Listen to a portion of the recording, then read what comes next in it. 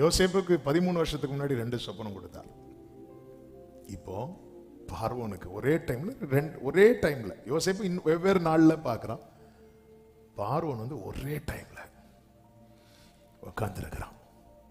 பார்வோன் சொல்ற, நான் இப்படி ஒரு சொப்பனம் பார்த்தேன், யாராவது பார்வோனை கடிந்து கொண்டார்களா? இல்லை, ஏன் அவன் இருந்த ஸ்தானம் அப்படிப்பட்ட ஸ்தானம். யாராவது பார்வோனை பார்த்து சொப்பனக்காரன் அப்படி சொல்லிட்டு, ஒன்றும் இல்லை, எல்லாரும் சொல்லுங்க ராஜாவே. அப்படியா ராஜாவே? நீங்க பார்த்தீங்களா ராஜாவே? ஒரே மேட்ரு தான். ஆனா ஸ்தானம் வித்தியாசம் இருக்குல்ல.